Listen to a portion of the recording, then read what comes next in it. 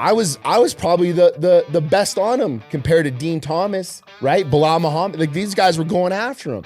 And they're, oh, you're piling on. No, I'm being open and honest to the constructive criticism that we all should take on. I talked to DC, I talked to Bisbee, I talked to Tom Aspinall. What do they all have in common? World champs. Every one of them.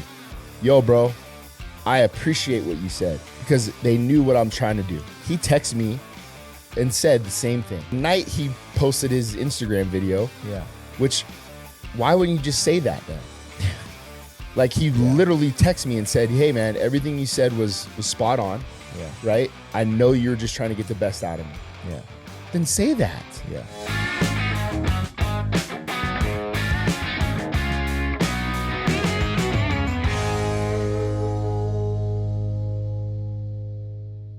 What's going on, y'all? Welcome back to another episode of Verse Us with Eric Nicksick. He is Eric Nicksick. I am Randy Faehnrich, and this is Verse Us. And today, I think we have some stuff to talk about. I think we have some stuff to clear up. Yes, the Eagles and the Chiefs and the Super Bowl. That's exactly what it is. So we wanted to do this. Obviously, been a crazy couple weeks for you. Yeah. Coming off, a title fight. Obviously, a fight last night that we'll get to with Edmond. Shabazian. And the biggest thing, obviously, the interview with Ariel Helwani, the kind of fallout, if you will, from UFC 312, Sean and all of that stuff, which we'll touch on. But first and foremost, before we get into any of that, how you feeling? I feel like you've been around the world and back twice. Yeah, man, I'm back. I actually feel pretty good. Like Thursday, Friday of this week, I started to get back in the mode. Like okay. Accepted kind of everything that happened, the fallout. I don't even consider it a fallout. I think it's just something I needed. Mm-hmm. You know what I mean? Like I made a calculated mistake. We'll talk about that. And kind of my thought process in what went on.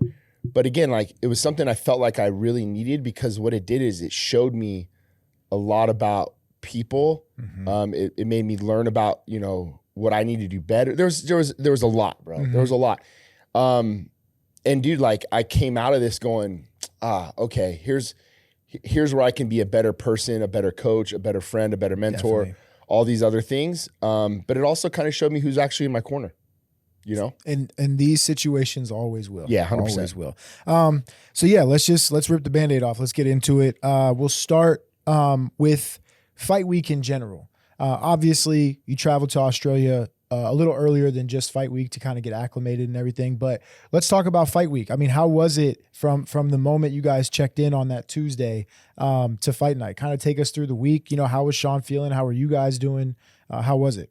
Well, obviously everybody kind of saw the staph infection, mm-hmm. right, that he had. So this poor guy's on antibiotics for like the last, 10 days of camp. Mm. Something that I was kind of blindsided by. I didn't know that he had staph. Like he had been covering it. Mm. So it wasn't until like the second or maybe the last spar, which is with Johnny Edmond, and I'm like, what's up with the like? I thought it was like the physio tape for his shoulder. Oh, and I was like, and they're like, and then Lance is like, no, he's got staph. I'm like, what? And dude, this shit was gnarly. Mm-hmm. So he had just gotten off of antibiotics, and I can kind of tell, like, dude, it nukes you, bro. Like, I mean, anybody's been on antibiotics and then is trying to spar fucking Johnny Edmond, who's incredible, 5'5". So like, that's where I was like, oh. So he had a few days in between the last spar to the travel to kind of get his body back normal. We go to hop on the plane. Sean was flying to LA. We were flying to Frisco. Okay. For whatever reason, our flights were all different. So Sean got on his flight to LA and made it to Sydney the day he was supposed to. Myself, Danny, Lance, Cody Steele, and then his training partner, William Tackett, we're all on the same flight. We go to Frisco.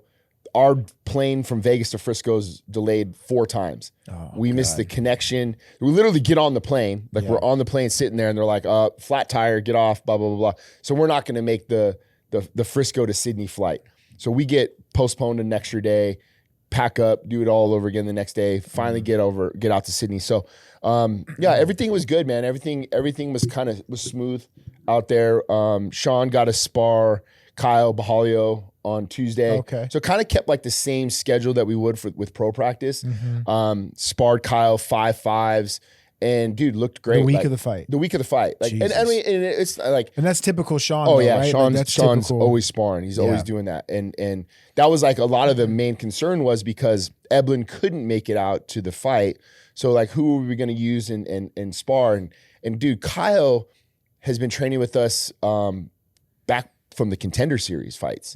So he's been like a part of the gym quasi. Like he's a fighting nerds guy, but like he comes out and trains with us all the time. Right. So he was like, yo, coach, like I got you guys. Like you guys have helped me a ton. Let me repay you guys. And so he was out there and Sean and Kyle did 5-5s, right? Which was great to see because it's like, okay, Sean's not like, he's not hindering on the antibiotics anymore. Like you can see that his body's, was responding well. Right. And then he did 5 5-minute round pads with Danny Tuesday. So I was like, oh, okay, that was very promising as far as like how his cardio output was going to be, right. So it was good. And then the dude, like Sean is pretty easy all fight week long. It's like, hey, I'm going to do one workout and he just stays in his room, doesn't do much of anything. They went and saw like sightseed and like went to like some of the beaches and some stuff like that. But they did King of the Hill on a deck, on a pier deck. Yeah, that was like, bro, I was watching that. I literally like in my head, I'm like, I bet Eric's fucking cringing at I don't even go, bro. Like I don't even want to see any of that please shit. Don't get hurt. I don't want to see any of that shit. So, yeah. So yeah, fight week, I thought was smooth. He did a really good job with his weight cut. Weight cuts are weight cuts. Yeah. But he just sits there and just gets it done and, fucking mans up and made weight. So everything was good as far as I could see fight week. It was a typical Sean fight week. He's kind of a recluse, stays in his room. Myself, Danny, and Lance hang out all fight week long and, that was that. Awesome. So everything was good. He makes weight, obviously. The stuff starts coming out about the staph from the press conference because he wore like that sleeveless shirt. I think it was might not have been the best idea. I think it was from the photos though, like right. when he ended up doing the photos, right? Like was it? Oh, the UFC photos. Yeah, the UFC photos. Okay. Yeah, like his arm crossed and you just see this fucking. Oh, I thought it was the press conference. Yeah, but that doesn't help. But I mean, at that point, yeah. I think it was kind of already coming out about it. And to be fair, bro, like I'm not in his body. I don't know how he felt. But like people were asking, was like did that affect his performance? I don't think so. I mean, I don't think it helps. Yeah, sure. I certainly don't think it helps. Definitely. But at that point, I felt like he was kind of getting over it. Yeah. Okay. So fight night comes around. You guys do the shakeout in the morning. Like, did you do a shakeout or no? No shakeout. Because we had to check in it by 1. Oh, that's right. You're fighting at like 8 a.m. over there. First fight. Yeah, well, we fought at like, the first fight. First fight's at like 8 or 9 a.m. or whatever. Okay, cool. So no shakeout, whatever. But how was he in the locker room? Like, I know you've talked before, like, again, the Izzie fight where maybe you saw him not rattled, but a little like unsure. Of course. So how was he on that night? Similar. Yeah. Similar. I think he gets like that. The thing I noticed the most difference-wise was like, I wish we would have used Alex Pajeda more in the back as far as like just getting his eyes sharp and ready to go. Danny did a great job on the pads. And again, like the warm-up is kind of depicted on the fighter. It's not always need to be tailor-made or something that's like, oh, this is how we do it every time. It's too late for strategy at that point. Right? Well, it's not even necessarily a strategy. It's almost a feel. Like, hey, how do you feel? Right? Like, and then like I just remember the difference between in the Paulo Costa fight. He was in the back damn near sparring Edmond, but it was more about his defense, like him parrying, slipping, getting his head offline, countering. The timing just felt better in the back when he was had Johnny back there rather than the pads where he was just he was going through the motions on the pads. He warmed up, but that's to him. Like, how do you feel? I feel good. Do you want to spar a little bit with Alex? Nope, I'm good. So, it was just kind of that moment, I guess. Yeah. Okay. And so, I think a lot of people want to hear from you about the fight in general and kind of breaking it down. But the fight starts and kind of, just take us through all 5 rounds, like from your vantage point. I mean, it just like round 1 in my head, I was like, is he flat or is he collecting data? And I didn't like, there was a part of me that was like, oh, do I need to like get on him? Or we just kind of, I didn't want to lose rounds though, like narrowly lose rounds. Because of that first fight. Because of the first fight. So I was like, like giving 1 round away isn't in the end of the world when it comes to a 5-rounder. Yeah. But it's also like just like how close the first fight was really worried me in the beginning. Mm-hmm. So I think that's what I said to him after round 1. I was like, hey, are you good? You getting your data? Like, we collecting data or whatever. And he's like, yeah, just kind of get it. And I'm like, okay, because he is that guy. Like, he's that guy. And then when round 2 didn't really go our way either, that's when I was like, okay, we need round 3. Yeah. Round 3 is the swing round. We have to win this round because now we don't have the type of offense that's going to be a come from behind victory. Right. We just don't. We don't. So that's what I was starting to get concerned about was like, hey, we got to do something now in 3. Yeah. Are you and Danny and who's the other guys in the corner? Lance and then Alex. Are you, oh, that's right, Pereira. Are you guys talking during the rounds like, hey, what the fuck is happening here? Like, sure. I mean, all of us were kind of like, we just needed more output. Yeah. That's what we were kind of alluding to. Yeah. Dricus did exactly what he needed to do. Yeah.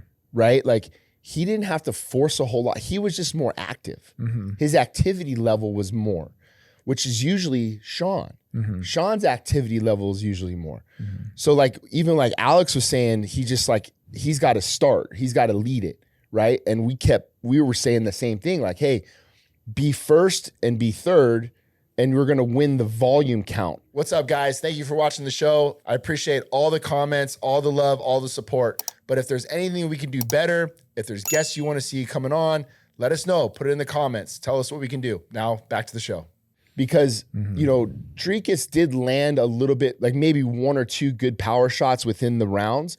But if we can accumulate more volume as first and third, then I think our end of it would have overtaken like the 1 or 2 good power shots he had. But again, that's debatable, right?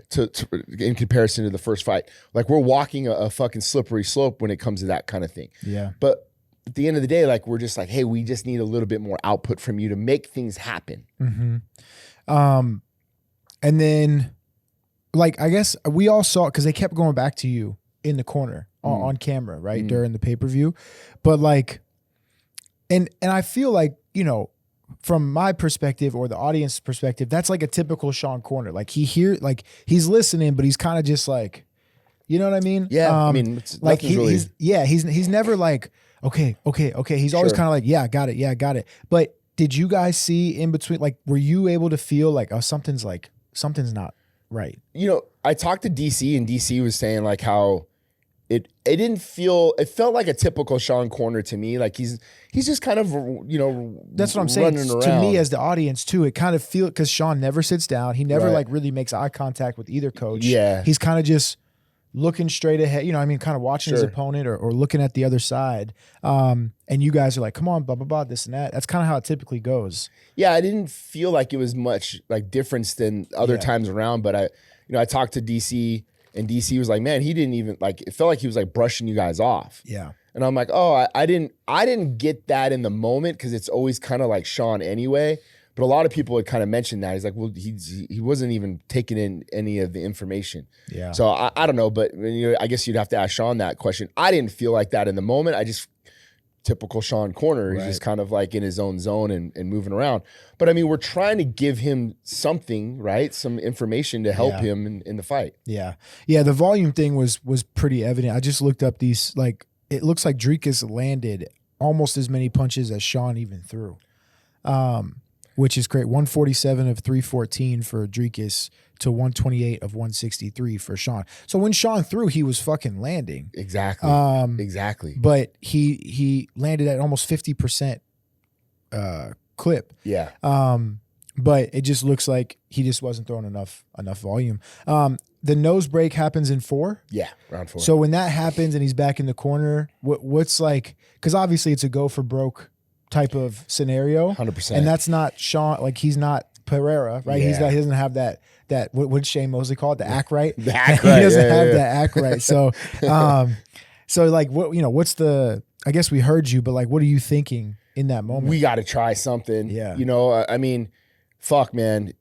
Sean's a warrior. No one's taking that away from him. Like that nose was fucked up. And blood is gushing out of his mouth. Yeah. Right. Like I've seen Brad break his nose, and when you break that nose, like the blood is going like through the sinuses, like out of your mouth, and it's hard to take on air. Like you're just trying to survive. He's trying to fix his nose, and it's like, hey man, just stay in the fight and let's get to the corner and let's see what we can do in the last 5 minutes. And it really came down to like, man, we got to try something. Yeah. Right. Like you don't want to see him take on more injury. Right. Or get hurt like even further. Right. Or get fucking knocked the fuck out or something like that. But at this point now we need a Hail Mary. And like you said, like Sean doesn't have the offensive like firepower. He's not going to throw the Leon Edwards same side head kick. He could if he wanted to, or if he tried. But that's not his game. It's just not his game. He's a volume puncher, overwhelm you type of guy. So I think that's kind of what we were going into in round 5 is like, dude, you're going to have to step outside your comfort zone and try something that maybe Dricus doesn't expect, and hope to God it lands, Yeah. So obviously fight ends, victory for Dricus. When you guys go in the back, what's that conversation like? I'm sure they brought him to the hospital at some point. Yeah, we didn't really speak much about anything in that moment. Took him to the hospital. KJ, his girl, went with them. We waited around, got some food. He came back, and he was bummed, right? Like he was bummed, and we all were bummed, and we were upset in the moment, and that was that. I mean, there wasn't like a whole lot to be said, to be honest. Yeah. And fuck, we all hopped on the plane the next day. So I mean, we had very minimal dialogue. That day. Damn. Yeah, I mean, there's not much to say, I guess, but I was curious if like Sean was like, "Hey, I just didn't have it tonight," or if you guys had the conversation or anything like that. Not at that moment. Not at that moment. No. He did have that conversation with some of the other, like, he mentioned it. Yeah. But it wasn't directly to me. So I kind of knew where his headspace was in that time. But, it wasn't directed, like, I didn't hear it, so I didn't want to make assumptions. Yeah. And then, obviously you guys get back Monday. You watched the Super Bowl on the way back. Yeah. Rigged it, bro. Yeah. I don't know how we're even able to do that, but Danny and I were able to download a VPN, get on DirecTV somehow, some way, and watch basically the second half of the Super Bowl on the airplane. And you would have thought we won the fucking Super Bowl because we were able to get this. So happy. Get us to work on the flight home. So you get back Tuesday. You hop on Ariel, and I think anyone who watches Ariel or follows you knows like. You go on pretty regularly, number one. Yeah. And number two, you're on there after wins and losses. So it's not like it's the first time you ever went on there after a loss, or you only go on after wins. Sure. But let's kind of get into that. Like, what was, I guess, how did that whole interview go for you? Like, it definitely seemed for me, someone who knows you, that you had like a little bit of agitation, or like, what I mean? You were a little revved up potentially, and rightfully so, but let's just talk about the interview. Well, I made a mistake by accepting the invitation to go on in the moment that at the timing of where I was at. So I think people need to understand, like, you're coming off of 25 hours of travel. Yeah. A 19-hour time difference. I'm at the gym on Tuesday, half awake, right? I just should have said, "Hey man, not a good time." Yeah. Right? And that's where I fucked up. Should have never done it. The reason why, yes, you win, bro, it's like you're on this parade, right? I also feel like, hey, you lose, you should face the music too. Definitely. Right? Like, hey man, we lost. Let's face it. What threw me for a loop was about 30 minutes before going on Ariel, Sean is at practice with us, and Sean tells me all these things about how he felt in the weeks leading up to the fight, yada, yada, yada, his headspace. And it was very disappointing to hear where his headspace was and what his thought process was about being a champion or all these things. And that's personal. I should have known better, right? Yeah. I took that energy how to process that while I go on Ariel. I fucked up. So 17 years of being in this game, I've always tried to be calculated and say what I needed to say and say it correctly. I take a lot of inspiration off of like Joe Mazzulla, Bill Belichick, guys that are in the highest regards of sports, Nick Saban, and how they handle media. And I made a miscalculation in that moment in ever accepting to go on the show, right? Number two, my wording was piss poor. What I said was accurate about the fight was uninspiring. We all know Sean. That is not how Sean fights. What I said was accurate. And am I to shoulder some of that blame? 100%. I said that as a staff. It's on us. I've always said that. But his output, his body language, his demeanor, all of those things, it did not feel like Sean. And if anybody thinks that I should have fucking lied to cover, I'm not a good coach. That's a yes man. And I won't be that. 100%. So if anybody's upset that I was a little too harsh on Sean fucking Strickland, what are we doing here? Now, where my wording was wrong was when Ariel said, do you want to continue to coach Sean? In situations like this, where your motivations might change, and if that's the case, if his motivations have changed to something different, where it's like, hey, I prefer to fight for money or a paycheck, and it's not to be the best or be a world champion, then yeah, I think as a coach and fighter, we should sit down and have that conversation. And I love him, man. He's a great teammate. He's a great guy. You guys heard me say that time and time again. But if your fights aren't to be the best in the world and they're for money, then that's not really what I'm looking for. I want to compete against the best. I want to win world titles, and that's my main focus and goal. On the heels of what he told me prior, my response should have been championship mindset, not champions. I don't coach all champions, and I get that. Sean has a championship mindset. He works his ass off. He spars hard. He busts his fucking nose in his fight. I can never do what Sean does. But when you tell me that your motives have changed and it's not to be a champion maybe per se, my only real big incentive is like, yo, let's chase greatness. But I fucking worded it wrong. And what I've learned over the years is you should probably give people a little grace here and there. I can't bat 1,000. And I made a mistake. I made a calculated error on that part. But what I was trying to do in a roundabout way was to challenge my fighter to perform better the next time out.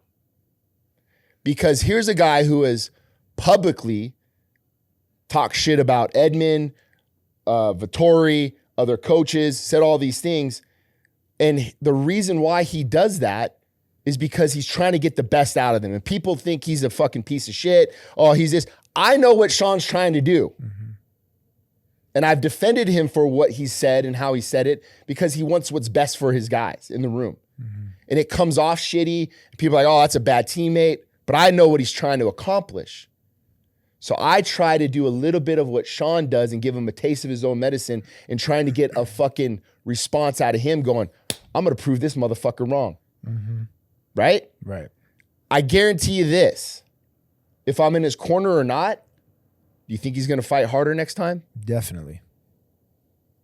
So did I fuck up? Did I go out and call him out? Or did I say anything that no one else was saying? I was probably the best on him compared to Dean Thomas or other people, right? Bilal Muhammad, like these guys were going after him. And they're, oh, you're piling on. No, I'm being open and honest to the constructive criticism that we all should take on. Myself included. Danny, the gym, Sean, right? Yep. So I've learned so much during this time. I fucked up. I shouldn't have said what I said, and I should have gone on Ariel. MMA media is not your friend. Ariel did nothing wrong. Right. But the way it splinters off into shit is where I fucked up. Mm-hmm. But everything has a silver lining. And I learned a lot about myself during this time. I learned a lot about where my time is served. I learned a lot about people in my own gym. I learned a ton. And I come out of this on the other end going, I will be better for it. Thank you for showing me this. God, universe, whatever. Yeah. And I'm going to improve because of it, whether I'm in Sean's corner or not. Yeah. There's a lot to unpack there, but I think that was really well said. Couple things from me. Number one, and I told you this, there's honor in what your message was. The people saying that you threw them under the bus and this and that, whatever, those people, A, don't listen to any context. They don't have any context. And B, you know how many fucking shitbag coaches are out there that will let their fighter continue to fight for a paycheck so they can make a little bit of money? Shitbag managers, same thing. There's honor in saying like, hey, and again, like you said, the message was correct. Maybe the way you said it wasn't correct. Absolutely. But there's honor in saying, hey, I want to coach you because I want you to be great and I want to be great with you. If we're just fighting for a paycheck, I'm not in it for that. Yes, Sean, at the end of the day, the fighter, not even just Sean, the fighter is taking, the biggest risk in terms of their health and wellness and getting in there and fighting. Nobody is arguing that, I don't think. But there is context provided. A guy who has a wife and 3 beautiful children.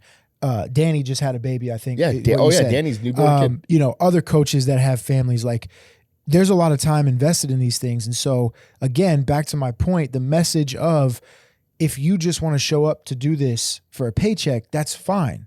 But I'd rather not. I'm putting all this time into it to chase something that's bigger that's going to outlast me, right? When I die, it's like Eric Nicksick, 4-time coach of the year, 4 world champion, that stuff's going to last forever, right? The paycheck, however big or little it may be, will come and go. Yeah. So that's what I mean when the message is like correct. The other thing is like, by the way, for people to say like you don't care about your fighter and stuff, like this is the same dude who fucking was willing to throw away I shouldn't say throw away, but was willing to not coach the fucking lineal MMA heavyweight champion because he was getting treated unfairly at the UFC. And on film, go watch it on YouTube, Road to Recovery, says, these motherfuckers don't give a fuck about you. Why are you trying to do them a favor and fight with a blown out knee? But what do you have to lose if this gets worse, or you get hurt, or you lose this fight? We all know, these motherfuckers don't give a fuck about you, bro. That's a paycheck. It's probably a good paycheck. Yeah. And he's saying that because he doesn't care about the money. He wants his fighter to be okay. Like, all these people, these fucking people that don't, have any context or have just come into the sport recently, it irritates me. But, that's where we are too as a Well, I realize that people, if for so long, man, I'm so worried about the way people think of you, or like what they want to say, or what they say, or what they this or that, or just being you want to be liked. Yeah. And really, like you're just not liked by everyone. You're not going to be. And also when you're in the position that you are, where you're in the limelight and you're in front of the camera on fights and media and all kind of stuff, like not everyone's gonna like you. And that's okay. That's okay. You know who needs to like you? Your wife, Yeah. your kids, and your fucking circle of bro, your friends. have they really came to my defense? I'm sure. Like guys that like know, like, yo, coach, like I know what you meant. I know what you're trying to say. I know that like that saying, I love you too much to leave you the way that you are. Right. Bro, I'm trying to get the best out of you when you're not giving your best, or you're not doing the best you can do. Right. Right? Like Sean became a world champion because he fucking busts his ass. He works hard. He does all those things, right? I couldn't agree more. But since he beat Izzie, I've seen a change. Yeah. Right? So I said what I said and hoping to get him back. Flip the switch back on. Yep. So if that makes me a shitty person or a bad coach or, whatever, I don't know, but I don't regret it. Yeah. That what I said, I regret the timing of it and the wording of it. Right. Yeah. And you're also not going to talk to every fighter the same way. The way you motivate Sean or try to motivate Sean is not the same way you're going to do it with Francis or Puna or Ige. Yeah. Well, Francis won't even fucking listen to you, but Puna or Ige or you know what I mean? Like it's just not the same way. And if what you're saying, like you said, in the gym, you see how he helps Edmond and other fighters, but then will publicly say some shit to try to like motivate them, then you know how to communicate with Sean directly or indirectly. That's kind of what I thought. Yeah. Well, yeah, but and again, stuff will happen. Even he wrote me. Yeah. He texted me and said the same thing. Yeah. The night he posted his Instagram video. Yeah. Which, why wouldn't you just say that then? Like he literally texted me and said, "Hey man, everything you said was spot on. Yeah. Right? I know you're just trying to get the best out of me." Yeah. Then say that. Yeah. And now we're not in this like weird, Yeah. And look, man, we could have easily just said, "Fuck it, this will go away." But there's context to this that I want people to understand. Definitely. That's all. Definitely. And if you love me or you hate me, so be it. I'm just going to continue to keep doing my thing. Yeah. And in 2 weeks from now, this will all be forgot anyway. Who gives a shit? Yeah. MMA is so funny, bro. Like these dudes, and listen, I'm not saying physically. I know they're all professional fighters. They'll beat me up. I get all that, whatever. They are the biggest, softest. They are so emotional. And like athletes in general are kind of like that. They're very fragile in that way. Like Kevin Durant's on Twitter all the time, talking back to media and stuff like that. But like, they're just so soft for people who are so hard and like fight for a living and are like elite athletes. Man, are they fucking soft. And they can't just, I've seen it a lot with a number of athletes. It's hard for them to just have a conversation rather than go to Twitter or Instagram or YouTube or whatever. But anyway, what I was saying was kudos to you for addressing it. A lot of people want to just sweep stuff under the rug at every level of the UFC and beyond. Well, it needs to be addressed. It needs to be addressed. Exactly. And first and foremost, the mistake that I made. Yeah. That needs to be addressed. Yeah. And I there's context to it all. But the mistake was I shouldn't have gone on the show, and I did. And now I have to kind of take the best perspective out of going on the show and what the ripple effect and the aftermath was from it. And I learned a lot. Yeah. So it's a blessing in disguise, right? Yeah. Eddie Bracco called me. He told me the beautiful story, but he's like, "Is this a good thing or a bad thing?" And right now he said it feels like a bad thing. Yeah. But he goes, "You're going to get through this and go." Later on, and maybe realize like, hey, this was actually what I needed. This is a good thing. Well, most people have media training. I'm assuming you haven't. And so this was your was your training. That was an ass whooping. That was a fucking 10-7 round. Yeah. My bad. Yeah. But no, man, like, again, I just think people need to, again, this is the world we live in is you see the headline on Twitter or Instagram and it's the whole story. And it's not. That's not the case. There's context to be provided. I saw people saying like, "Oh, you only want to coach champions. Well, what about this guy, this guy, this guy?" It's like, dude, again, there's context like with what he's saying. He wants people who want to be a world champion. Whether you're, 20-17 or 20-0, if you have the mindset of like wanting to be a champion, that's what you're talking about. Sure. And so like, bro, people just grab the headline. The Dan Iges of the world, bro. Like this guy gives championship effort day in and day out. Kai Kamaka, Jeremy, like the list goes on and on and on. Right. Puna, like it's a mindset. Right. And Sean has it. Yeah. Sean has it. Right. I've seen it. I want to get it out of him again. Yeah. Whether I'm in his corner or not, I can give a shit. Yeah. I really could. Deep down, I care about the guy. Mm-hmm. And that's what being a coach is at the end of the day. He's made us all better. And I know we've made him better, right? Sean and I will continue to be friends. like somebody wrote me, you know, I talked to DC, I talked to Bisping, I talked to Tom Aspinall. What do they all have in common? World champs. Every one of them. Yo, bro, I appreciate what you said because they knew what I'm trying to do. Yeah. Trying to get the best out of my athlete. Yeah. That's all. Yeah. That's all.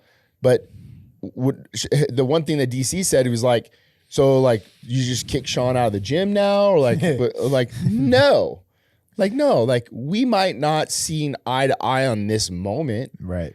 I don't see eye to eye on a lot of things with Sean. Right. But what I do think and what I do see out of him is the guy fucking works his ass off. He's a great dude in the gym, right? I might not agree with his political views or the things that he says, this or that, but that has never wavered whether we won or lost. Yeah. Right? Like that's never changed. Yeah. So we're going to continue on. I'm going to continue to support him whether I'm in his corner or not. But like I said, I guarantee you the next time out, that dude's going to fucking fight a little harder. Yeah. And that's all you can ask for. That's it. I feel like we addressed enough of that. Sure. Yeah. You feel good about that? Okay, good. We should move on to last night in Edmond. Beautiful performance. You were in the corner.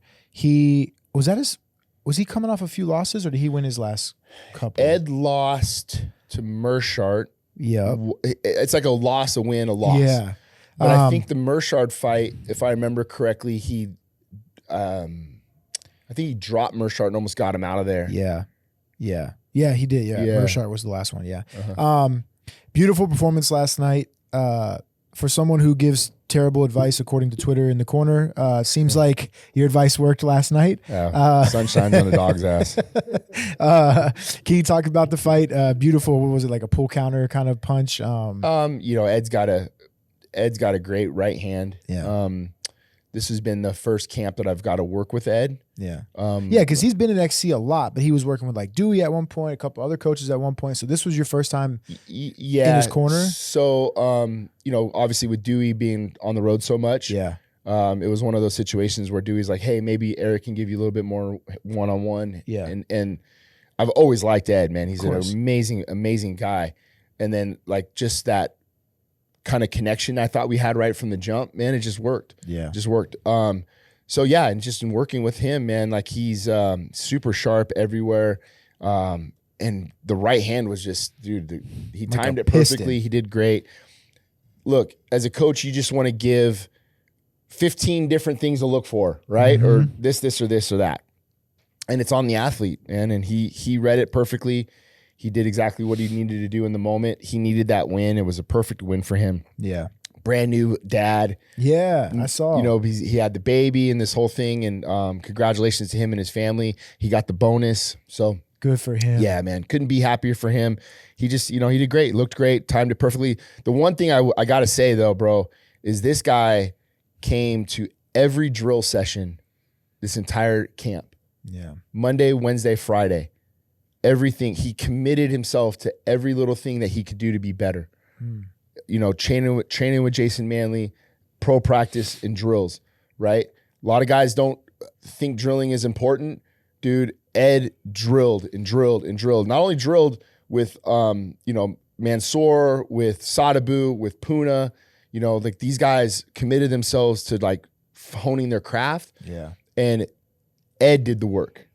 He did the work, bro. And I couldn't be more proud of him. That's awesome, man. Yeah, he's someone who I feel like could have given up pretty easily. Or like in terms of like being like, when I say giving up, I mean like being mentally broken. Yeah, like because he was because he was on a rocket ship. Yeah. And then lost like 3 in a row or whatever it was. And then win, loss. But it seems like he's just been consistent, hasn't given up, and still has all the tools in the world. He's super athletic, man. You know, and it was like weird timing for him in his career. You know, like I had a corner against him when he fought Brad, and like, you know, he hit Brad with that same side head kick, and you know, everybody's like, oh, dude, this dude is the sky's the limit, you know. And then I think it was the Brunson fight right after that. Yeah. And then, you know, things got exposed, and you know, confidence is huge in this game. Yeah. Right. Like confidence is huge. So, you know, he's had his ups and downs. this was a great fight for him to get that bounce back. It'd be interesting to see who they give him next, you know, and going forward. But man, again, like I said, like last night, it was an emotional experience just being able to see like him accomplish what he's been working so hard to do. Yeah. Give it his all, and then it transpire in the cage. Because that happens the other side too. Guys still give their all. Yeah. Guys train and do everything, and then maybe, dude, this the fight game and the results don't add up. And you're like, fuck, he still did everything he's supposed to do. Yeah. By the way, the finish, I think he said you guys worked on it in camp and then in the back or something like that. It was part of the war. I mean, it's something that we all drill. It wasn't like this is going to be the right.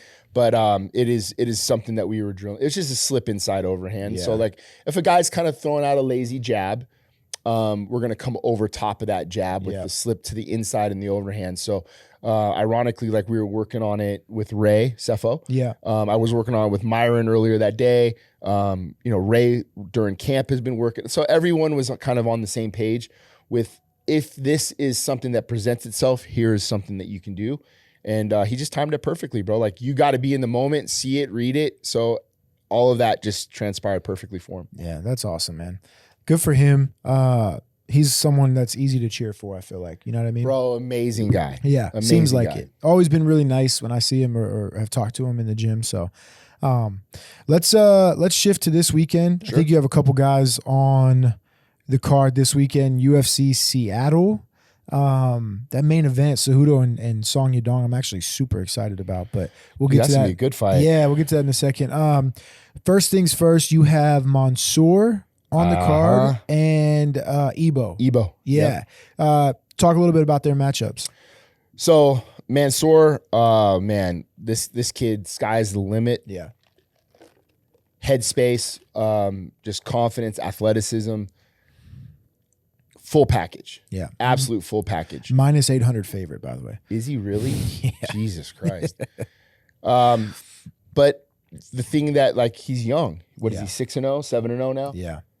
Experience is huge, especially when it comes to the UFC. This will be his first crowd event. We're going to be second fight of the night, so it's probably not going to be too busy. Yeah. But you know what? On these fight nights, bro, they kind of pack him in early. Yeah.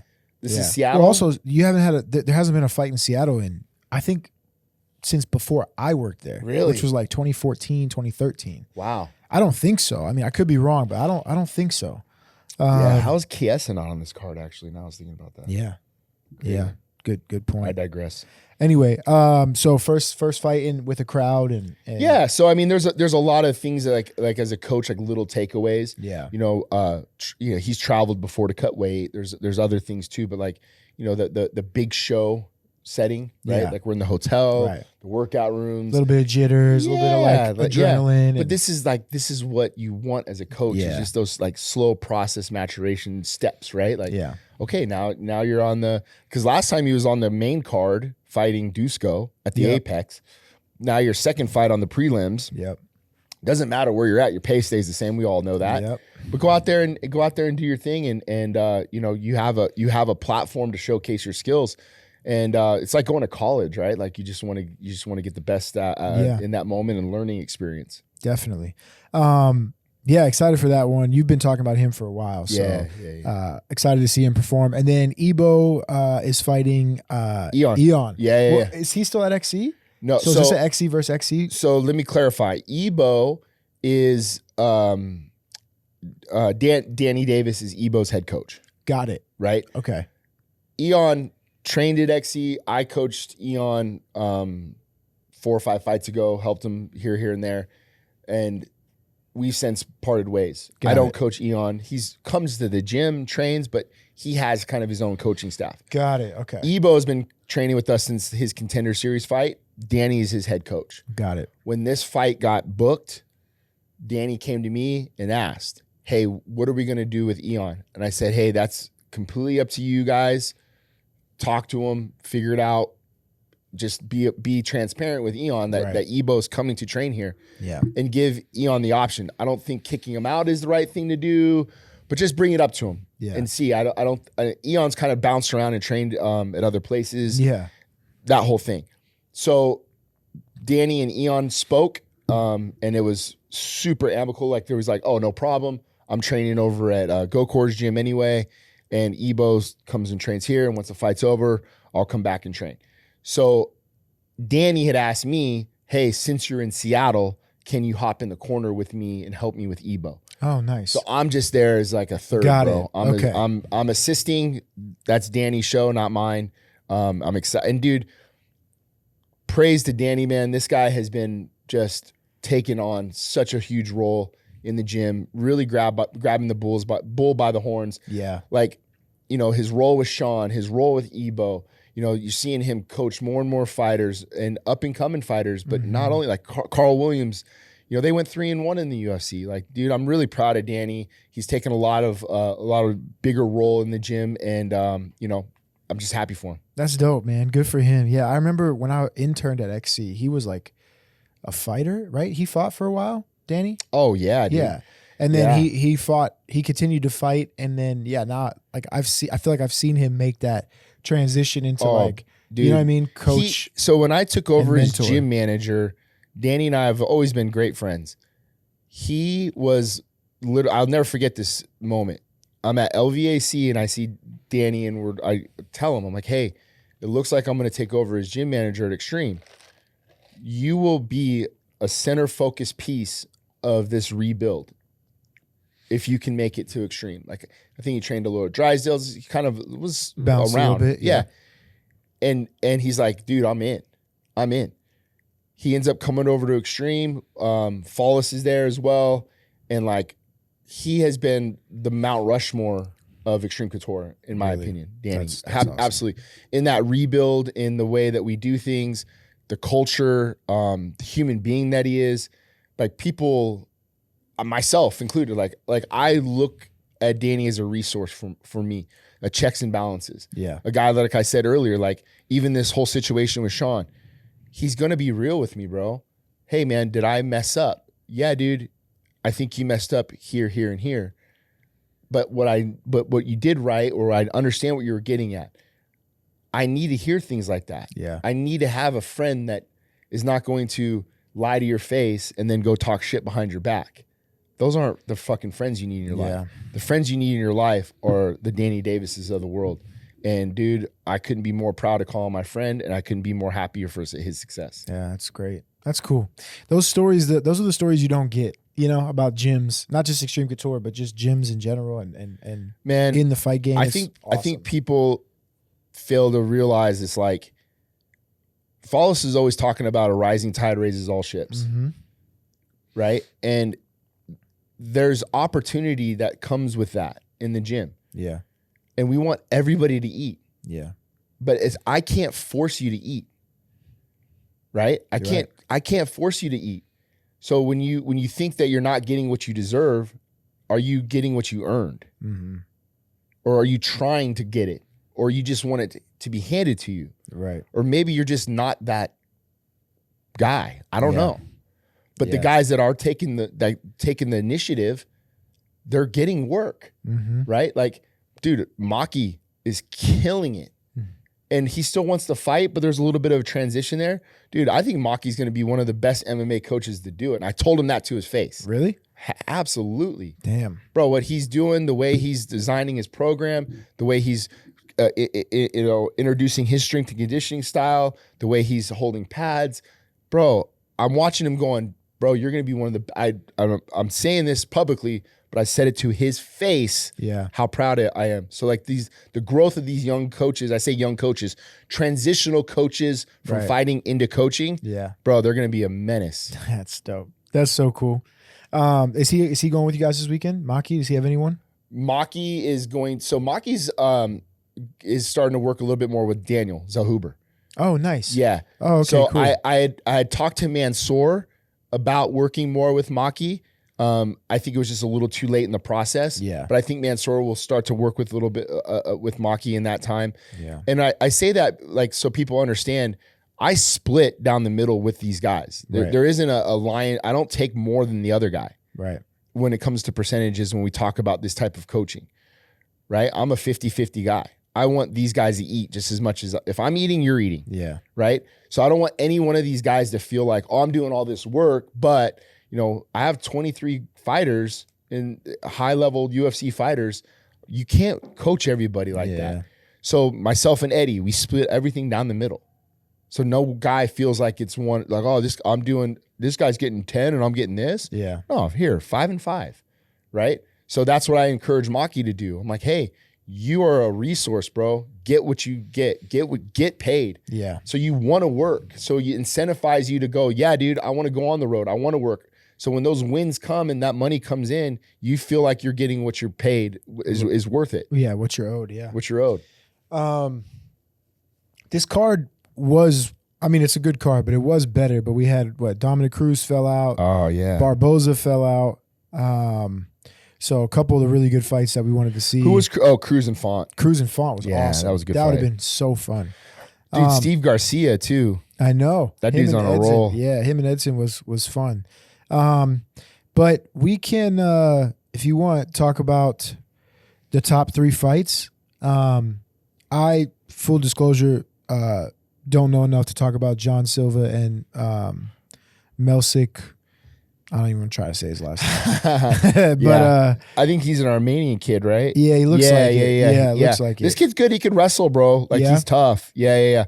He had the one loss versus Josh Cutelaba. Yeah.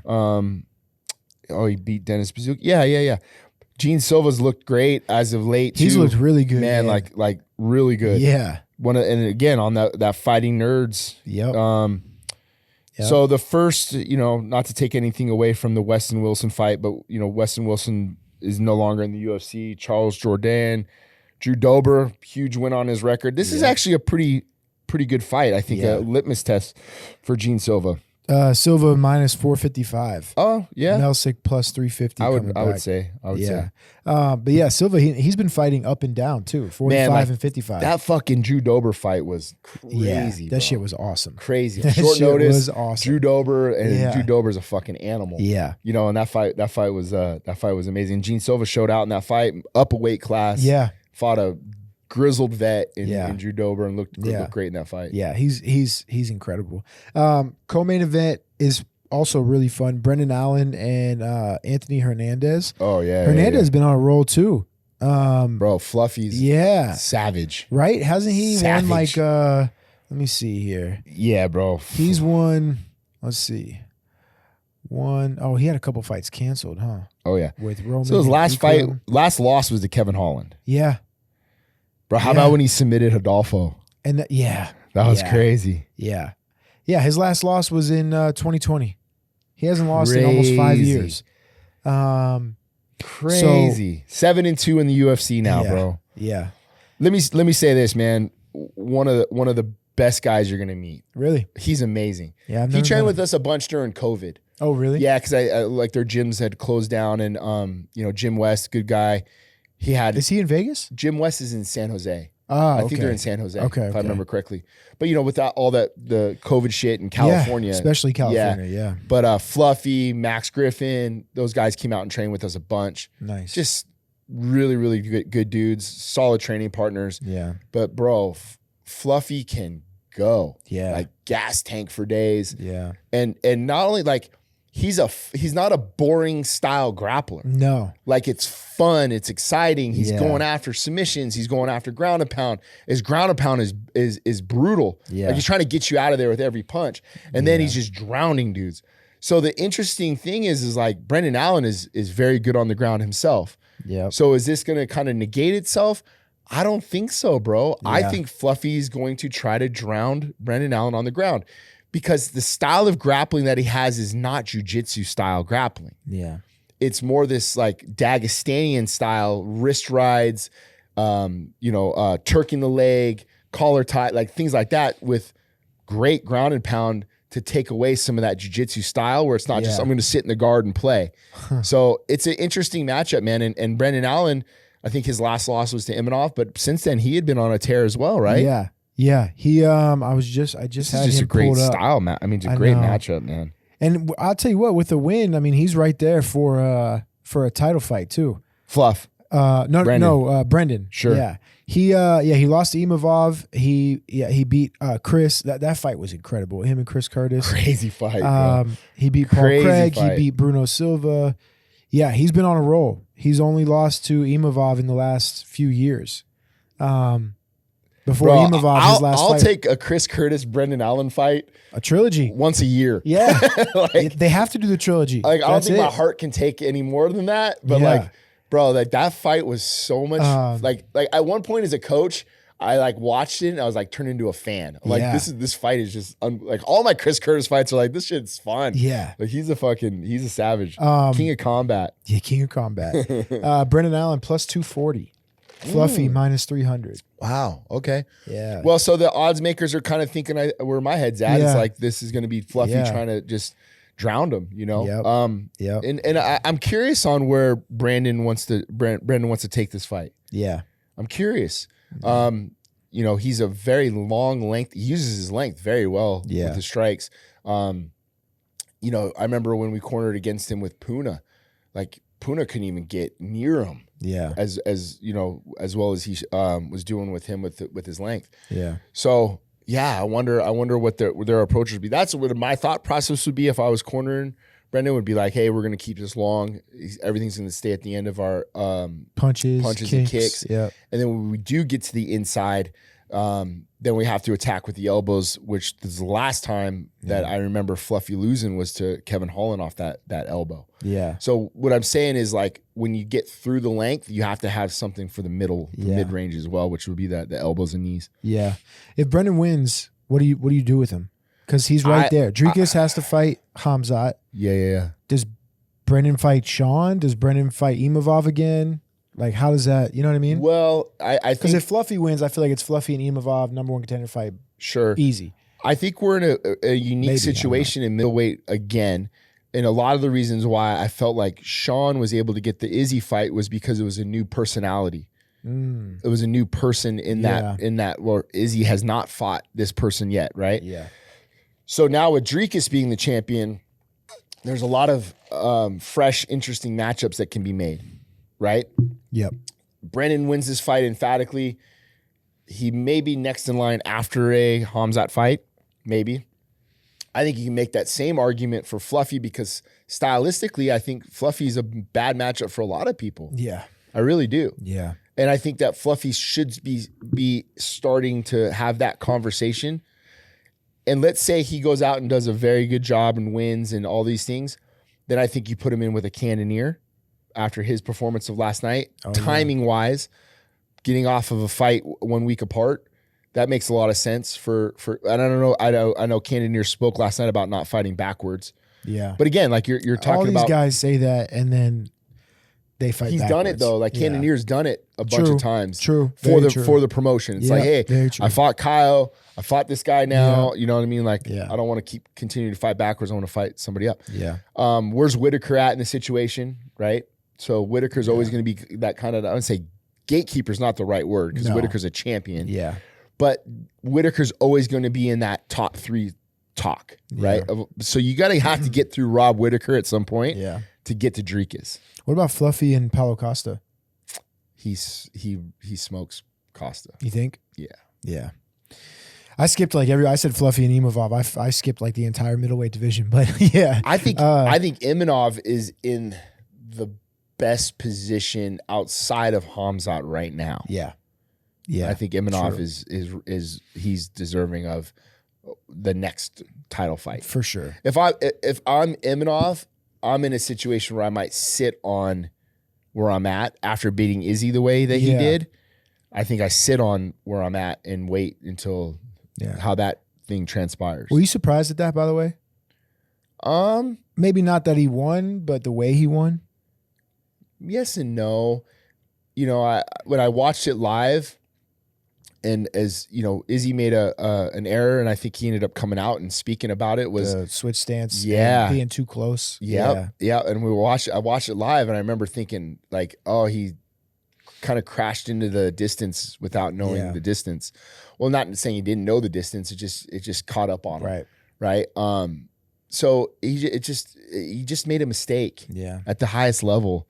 you know, and it's like, man, it's a game of inches, and like you don't see Izzie making those types of mistakes. Yeah. And sometimes people don't capitalize on them in the moment, right? It's like it's just the perfect storm, and it happened. So you have to give Imonov the credit of reading it and seeing it and countering with the proper technique in that moment. I was, you know, obviously I'm kind of a homer for Izzie. Like same. You know, I like the guy a lot. Yeah. I was cheering for him. I was rooting for him, but you know, this is a fight game, and Imonov did his job, and now he's right there for, in my opinion, the next up for the title. Yeah. After Khamzat. After Khamzat yes. and Dricus. Yeah. How do you think that fight goes, by the way? Man, I'm here for it. Yeah. I'm here for it. Because immediately, like I do with every Dricus fight, I'm like, oh, Khamzat's going to run through him. But then Dricus wins every time, over and over, against everyone. Yeah. Because I always pick against him. Right. But I don't know. I feel like, I think most people have said this too. Within like 2.5 rounds, it's Khamzat's fight to lose. And after that, it's Dricus's fight. Sure. You know? I think we you know, we take a lot out of like what we've seen with Khamzat and the cardio side of things. Yeah. But that a lot of that has to do with his output. Like he goes 0 to 100 right now. Yeah. Like he wants you to feel like he's in this fight. And maybe since then he's trained himself to, you know, be able to withstand that a little bit longer. Maybe he's paced himself a little bit better. Yeah. You know, that would be my approach if I was coaching him for a 5-rounder. Yeah. Like, hey, we don't have to go 0-60, but the smothering technique of his grappling, he doesn't really have to do a whole lot. Yeah. He can just get in these positions and ride dudes out and slowly and methodically go from position to position and then get a finish and make it look strategic and almost systematic. Yeah. Yeah, that'd be interesting. Yeah, I don't know. I count Dricus out in every fight, so I'll probably do the same thing. Bro, let me say this too while we're talking about Dricus. What a classy fucking individual that guy is. Yeah. Man, all class. Like, after the fight was over, he wrote me before the fight got booked, and he's like, Coach, nothing but love, blah, blah, blah, blah, blah, you know, but I got to take out your guy. Like, just friendly banter, like I expect from him. Right. But dude, like, just humble as all can be. Came over, gave me a big old hug. We had a nice exchange. His coach comes over, gives me a hug, have a nice exchange. Hey man, got to come out to South Africa. Yeah. You know, this just such a great guy. And then what really like I thought was so classy was his fiance comes over and just gives me the nicest hug, and we have like this just this nice exchange. And it was just I got done thinking like, what a great group of people. Yeah. Oh, 100%, man. That's awesome, man. What a great group of people. Like you're honored to be like the champ, right? Like you're like, this is a good guy. Yeah. This is a good human being. Yeah. He has a like a pettiness to him that I appreciate too. Like he's funny as hell, bro. Like some of the shit that he says and some of the stuff that he does. But he is coming into his own. Yeah. And he's doing all these great things in the cage, but he's also holds himself as a great champion outside of the cage through and through. And I just wanted to share that moment because awesome, I thought it was very classy by the entire team. Yeah. Right? Like his girl came over. She didn't have to do that. Right. She says, I have so much love and respect for what you do as a coach. And just this, I don't know. I just thought it was a great moment that I wanted to share. That's cool. Yeah, that's cool. You know, at the end of the day, these people are human beings. They are human beings. It's good to hear when they're really good, decent people. By the way, did you see that video of him chugging beers with this other guy? I forget who it was. Did you see it? Yeah. And he's like, dude, well-mouthed. He's so drunk that the dude he's racing against dumps it down his shirt. And he doesn't even notice. And he's like, oh, you finally beat me. And he like walks off the camera. Probably not. He finally got it done. Finally. he didn't even notice. Oh, Yeah, dude that's literally awesome. pours it down his Is shirt. that the one where he's like holding a cigar? Yes, and yes. dude. I wasn't even paying attention to the other guy. I was watching Dricus because I'm watching him just like fucking. Watch the half other that- guy, bro. Oh, He like dude, that's pours it down awesome. his shirt while I Dricus totally is drinking. missed that part. Oh I just my thought God. Dricus was like just chugging the beer. He was. It had to But have the been other his dude like just- 50th chug. Oh, but the dude. dude just dumped it down his shirt and was like, I finally beat you. And Drew was Yeah. like, congratulations, and walked off. Oh, Like, just all fucking that shit wobbling. is Oh, so that's funny, awesome. man. Good shit. all right, main event, Seattle, to get back to our UFC Seattle. Cejudo and Song Yadong, both guys coming off losses. Cejudo, his last fight was Merab, right? Yeah, I think so. And then Song, last fight was Peter Yan, if I'm Yeah. not mistaken. Yeah. How do you see this one going? Cejudo is a pretty big underdog, Is he? plus 210. Wow. Song Yadong minus 250. That's on the UFC Yeah. website. I don't know about. Man, great fight. Yeah. I'm a huge Cejudo fan. I just like his mental space, Yeah. the way he approaches the game, his drills. Yeah. Like everything about him. Yeah. Right. Like cringe, this or that. Take whatever you want. I'm talking about his approach to the fight game. Like this dude is Definitely. calculated, is methodical. Yeah. He's well coached. He does. I mean, so I'm excited for this fight because I think he can game plan. Yeah. I think he can game plan. Right now, is he kind of past his time? I don't think so, man. Yeah. I don't know. I don't know. Like I don't think so. So this is if Henry can get back to who he is and what he's comfortable in doing in the wrestling, I think that's going to be the path to victory. Yeah. But Yadong can fucking crack. Yeah. He can crack, bro. Yeah. He's young too, right? Yeah, he's he a young is. man. 25 or something. And he's at 26. Alpha Male, right? Yeah. Yeah.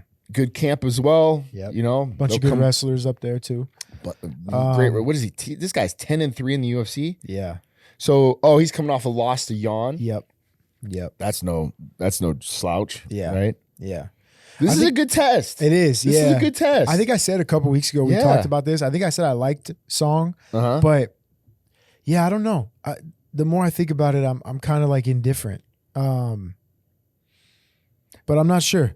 Also, if Henry wins, like, where do you go? Like, Well, I don't know. I think it's one of those kind of situations where, like, even what I had mentioned on the show with Ariel, it's like you're at this point in your career where you need to make a decision on who and what you want to be. yeah, Maybe it's not, I don't want to fight for world titles now. Maybe it's more about like, hey, I want to make some money for my family, yeah, put some money away, yada, yada, yada. You know, I think that is kind of where Henry's at. So maybe these novelty fights, showcase fights. yeah, He's a main event, right? Like it's a fight night. yeah. Is he going to climb his way back up to title contention? Is that something he really wants? I don't know. I don't know. Yeah. So yeah, it'll be interesting. Yeah, I'm excited. That's going to be a really fun fight. I wonder if Yadong can catch him, you know, because Henry's elusive too. That karate stance he started rolling out. What was it? The Wilson Hayes fight. He started doing that. So it'll be good. Yeah. It'll be good. I think we touched on everything we need to touch on. I don't know if there's anything else you want to talk about or bring up. I'm good, bro. Yeah. I'm good, man. Yeah. This is good. This was good. It was much needed. Like we said, it's good to address it and back to normal programming. Yeah. We're back to 100%. our normal programming. So 100%.